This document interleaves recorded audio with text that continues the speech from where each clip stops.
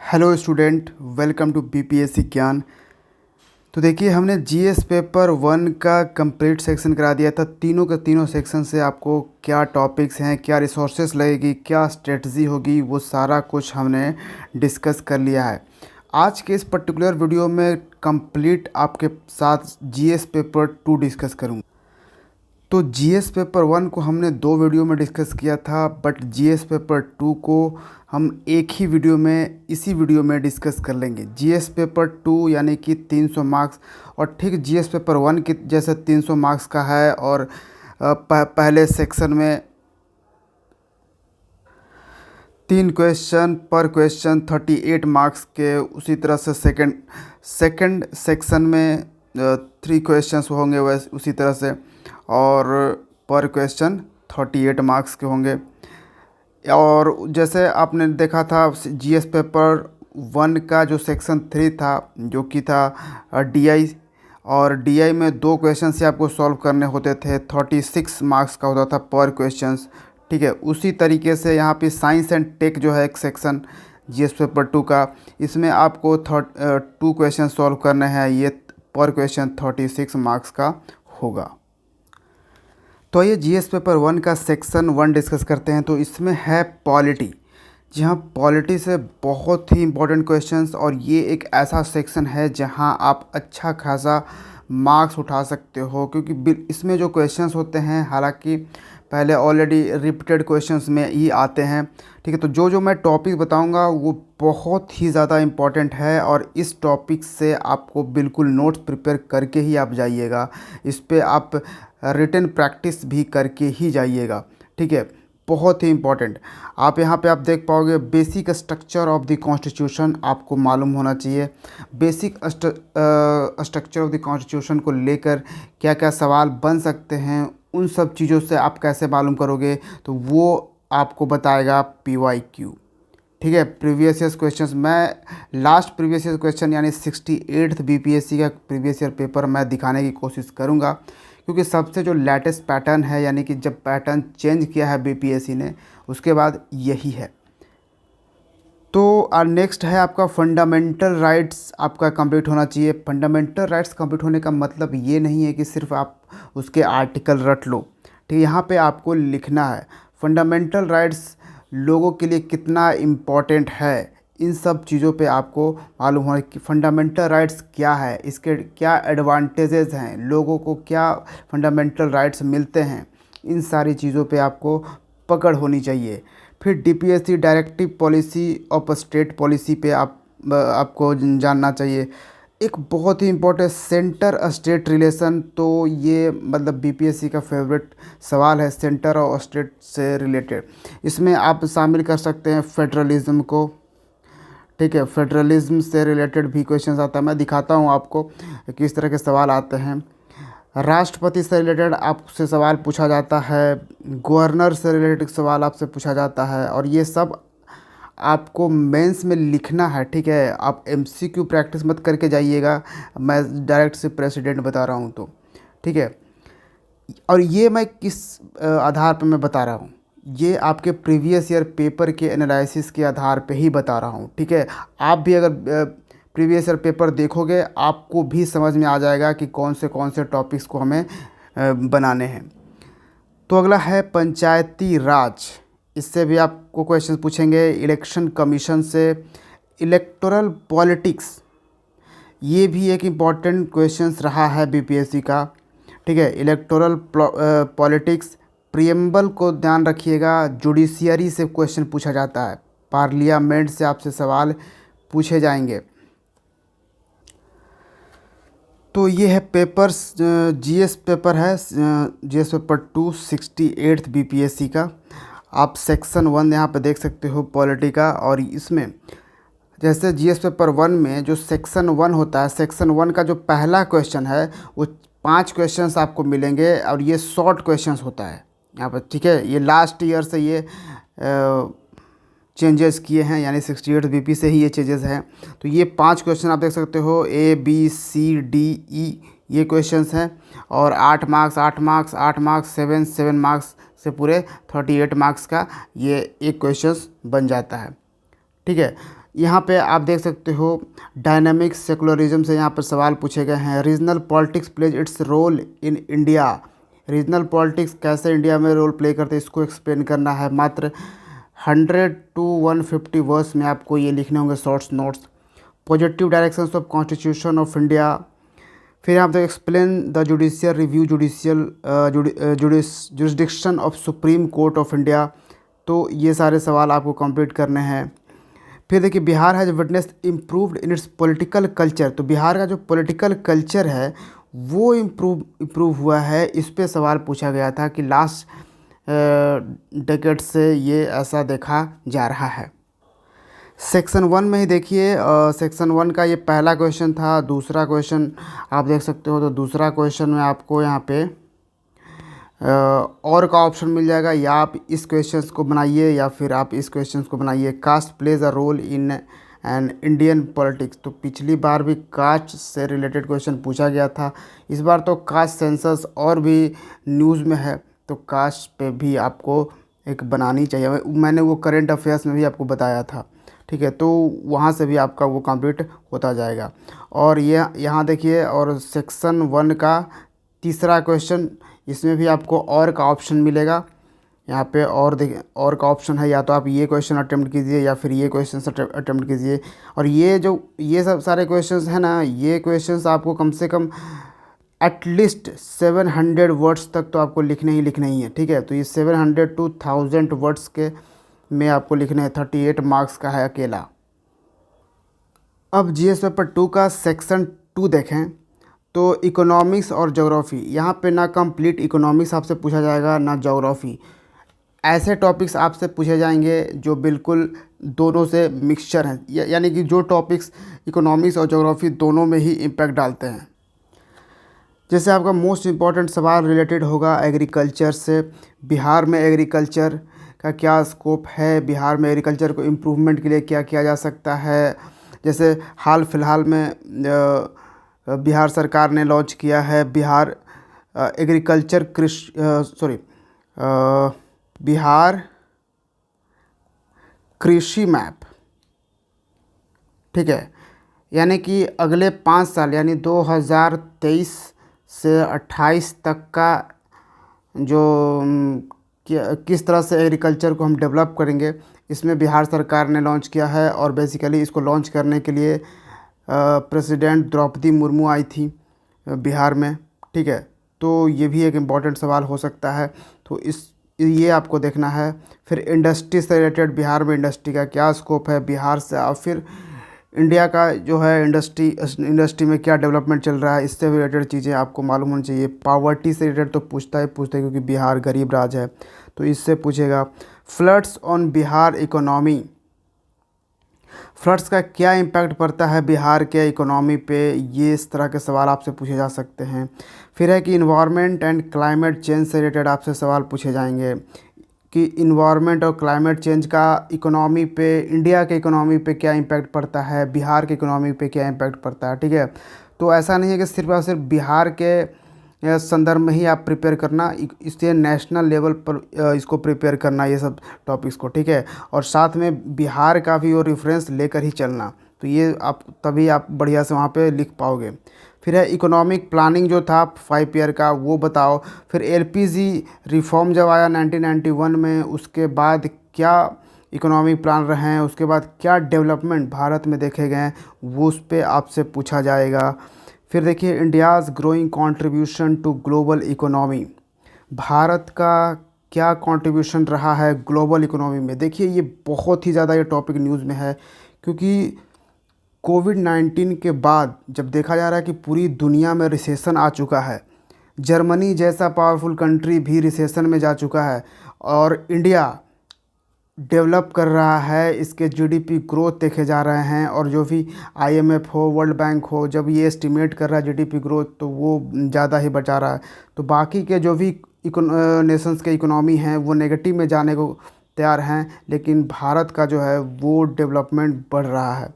तो ये बहुत ही इम्पोर्टेंट सवाल है, बहुत ही बढ़िया से आप बनाइए। इंडियन इकोनॉमी का कैसे ग्रो कर रहा है, ग्लोबल इकोनॉमी में कितना पार्टिसिपेशन है, इंडिया के इकोनॉमी का इकोनॉमी, जब आप इकोनॉमिक प्लानिंग पढ़ोगे, इससे भी कुछ चीज़ें जब इंट्रोडक्शन लिखते रहोगे तो उस टाइम आप इसमें ऐड कर सकते हो। तो एक टॉपिक्स को आप जब प्रिपेयर कर रहे हो तो आपको दूसरा टॉपिक्स का आइडिया भी वहाँ से मिल रहा है। अब दो इम्पॉर्टेंट सवाल यहाँ पे आप देख सकते हो कि क्रॉस बॉर्डर पेमेंट्स से रिलेटेड। जैसे हमारा जो यूपीआई सिस्टम है ये बहुत ही सक्सेसफुल सिस्टम है और दूसरे कंट्री में भी ये हम यूपीआई को ले जा रहे हैं ताकि जो हमारा ट्रांजैक्शन हो, यानी कि इंटरनेशनल लेवल ट्रांजैक्शन भी यूपीआई के थ्रू हो पाए।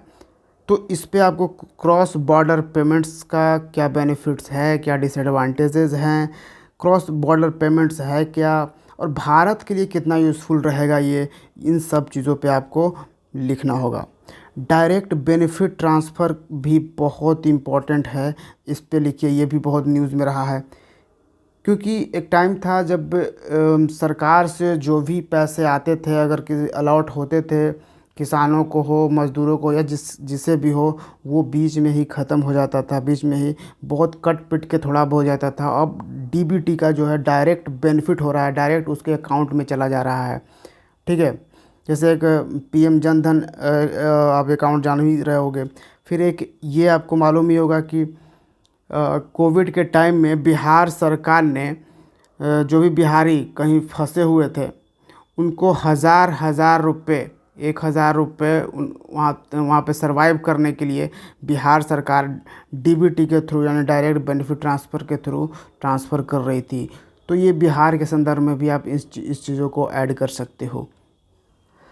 तो सेकेंड सेक्शन आप देख सकते हो, इकोनॉमिक ज्योग्राफी जो है यहाँ पे right short notes answer the following questions. ये भी देखिए सेक्शन सेकंड का भी जो पहला क्वेश्चन है आप देख पा रहे होगे, ये शॉर्ट नोट्स है, इस पे भी शॉर्ट नोट्स ही लिखने हैं। आप यहाँ पे कंप्लीटली देख पा रहे हो। नेशनल लॉजिस्टिक पॉलिसी पे यहाँ पे पूछा गया, explain how Atal innovation mission is producing innovation, discuss the level of urbanisation in Bihar, what is Indian Ocean dipole movement पूछा गया। ये तो एक बहुत ही इम्पोर्टेंट ज्योग्राफी का क्वेश्चन आपसे पूछा गया। यानी कि पैटर्न आप देख रहे हो कि 68 में से चेंजेस थोड़े आ रहे हैं। ठीक, कंप्लीट नहीं चेंजेस हैं, और भी चीज़ें हैं, लेकिन थोड़े बहुत चेंजेस आपको देखने को मिल रहे हैं। तो हो सकता है जब आप 69 दे रहे हो तो कुछ चीज़ें आपको ज्योग्राफी के अच्छे से मालूम होने चाहिए टॉपिक्स। ठीक है, जैसे कॉन्टिनेंट शिफ्टिंग आपको याद रखने होंगे, ला नीनो, ये सब याद रखिए, मॉनसून से रिलेटेड चीज़ें। तो ये तो फर्स्ट सेक्शन 2 का पहला क्वेश्चन हो गया। फिर आप देखिए ये 5th क्वेश्चन यहाँ पे, तो इसमें आपको और ऑप्शन मिल रहा है, ये क्वेश्चन आप या फिर ये ट्राई कीजिए। उसी तरह से आपको 6 नंबर में भी आपको उसी तरह से क्वेश्चन मिल रहा है। ब्लू इकोनॉमी से यहाँ पे आइडेंटिफाइड किया गया, on the basis of raw materials divide Bihar into forest based industries, agro based industries and mineral based industry, substantiate your answer with neat sketches depicting the location of this industries. Purely यहाँ पे बोल दिया गया है कि आपको NEET sketch के साथ यहाँ पर डिपिक्ट करना होगा। तो ज्योग्राफी बहुत ही इम्पोर्टेंट है भैया, मैप आपके पास होनी चाहिए। आप जिस चीज़ को लिख रहे हो आप थोड़ा बहुत अपना रफ स्केच ज़रूर ही वहाँ पे तैयार करना। बिना मैप के ज्योग्राफी का आंसर अगर आप दे रहे हो तो बहुत ही आपके लिए घाटा होगा। यहाँ पे आप क्वेश्चन देखिए किस तरह से बांटा है इसने आंसर से रिलेटेड। ठीक है, 12 नंबर, 14, 12 मिला के 38 नंबर यहाँ पे दे रहा है। तो इस तरीके से आप प्रिपेयर कर लोगे। अब आ जाते हैं हम इसके लास्ट सेक्शन पे, यानी जीएस पेपर 2 का जो लास्ट सेक्शन है, जिसमें आपको सिर्फ 2 क्वेश्चंस ही अटेम्प्ट करने हैं, बाकी में तो आपको 3 क्वेश्चंस अटेम्प्ट करने होते हैं। यहाँ पे साइंस एंड टेक का जब बात हम करते हैं तो साइंस एंड टेक का एक ओवरव्यू आपके पास होनी चाहिए, एक वास्ट नॉलेज होनी चाहिए साइंस एंड टेक आखिर है क्या।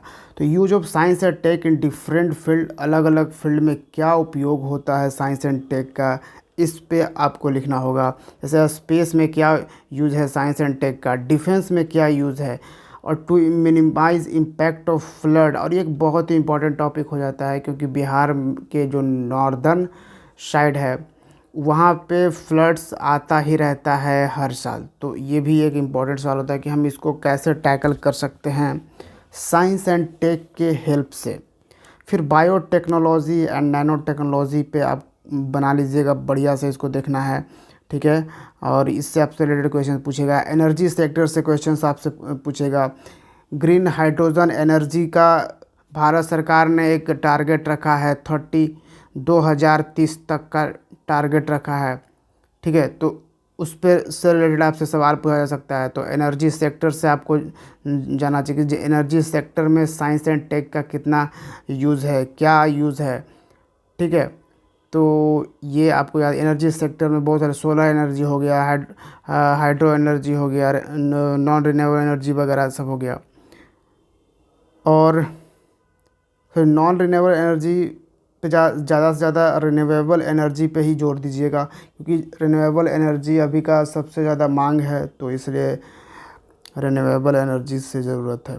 फिर 5G नेटवर्क से आपसे सवाल पूछा जा सकता है। टीबी समिट एक बहुत ही इम्पोर्टेंट है, और बिहार के जिलों को भी टीबी यानी कि ट्यूबरक्लोसिस जो बीमारी होता है उस पर एक वर्ल्ड टीबी समिट हुआ था भारत में ही।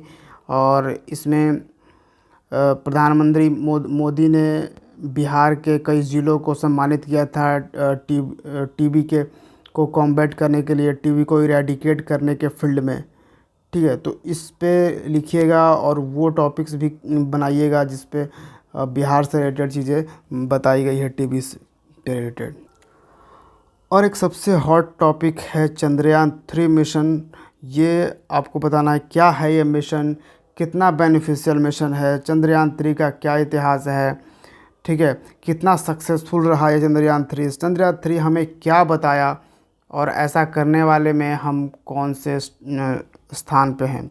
फिर आदित्य L1 मिशन भी हमने भेजा, वो भी आपको ध्यान रखना है, ठीक है। फिर जल्द ही हम गगनयान भेज रहे हैं, ह्यूमन इन स्पेस भेजने वाले हैं।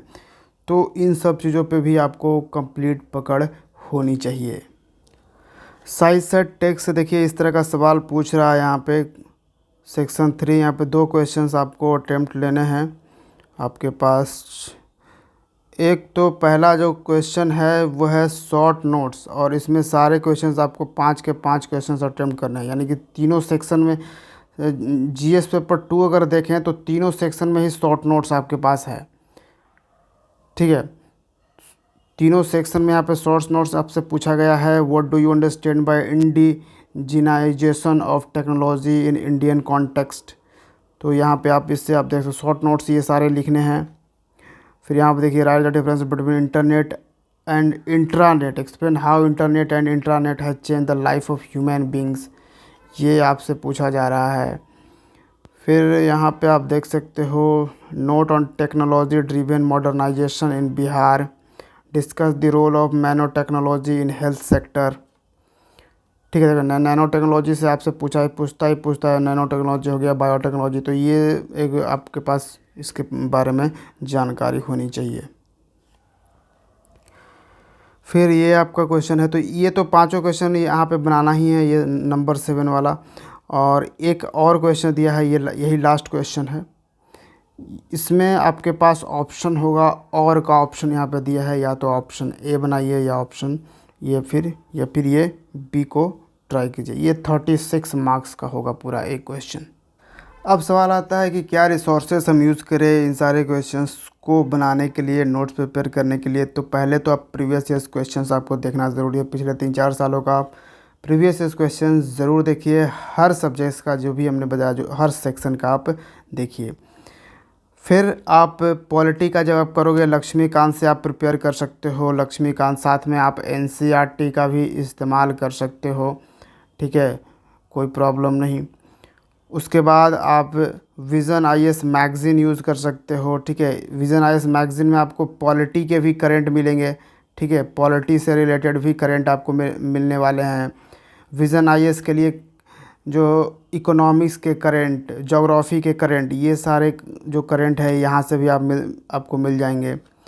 फिर इकोनॉमिक्स में प्रिपेयर करने के लिए काफ़ी सारे जो चीज़ें हैं वो रमेश सिंह से आप प्रिपेयर कर सकते हो, रमेश सिंह ये बुक से।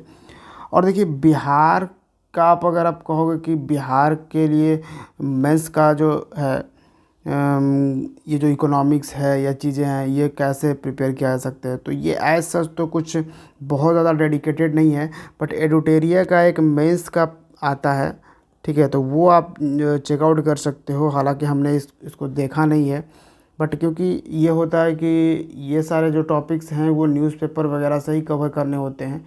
लेकिन अगर आपके पास अगर 69 देने जा रहे हो तो आपके पास ऑब्वियसली वक्त तो नहीं है, ठीक है। लेकिन जो 78 बीपीएससी देने जा रहे हैं वो चेकआउट कर सकते हैं और बढ़िया से न्यूज़पेपर वगैरह पढ़ सकते हैं ताकि आपको लास्ट में दिक्कतें ना आए। तो जीएस पेपर 1 और जीएस पेपर 2 के सारे इम्पोर्टेंट टॉपिक्स आपके साथ मैंने डिस्कस कर लिए हैं। उम्मीद है आपको ये बेनिफिट पहुंचाएगा, लेकिन आपको मेहनत ज़रूर करना होगा। और साथ में एक चीज़ और है कि जल्द ही मैं एक लास्ट सेक्शन लेकर आऊँगा जो कि होगा आपका एस्से। एस्से से रिलेटेड क्या इम्पोर्टेंट टॉपिक्स हो सकते हैं उन सारे चीज़ों पे भी हम डिस्कस जल्द ही करेंगे। और हमारा आप टेलीग्राम चैनल ज्वाइन कर सकते हैं बीपीएससी ज्ञान का, आपको डिस्क्रिप्शन बॉक्स में दिया गया है आपका वो लिंक, ठीक है। ये नया टेलीग्राम चैनल है, पहले वाला मैं एक्सेस नहीं कर पा रहा हूँ, ठीक है, तो वहाँ भी मैं कुछ कुछ चीज़ें आपको प्रोवाइड करता रहता हूँ। तो चलिए फिर मिलते हैं बीपीएससी ज्ञान के अगले वीडियो में। Thank you for watching. जय हिंद।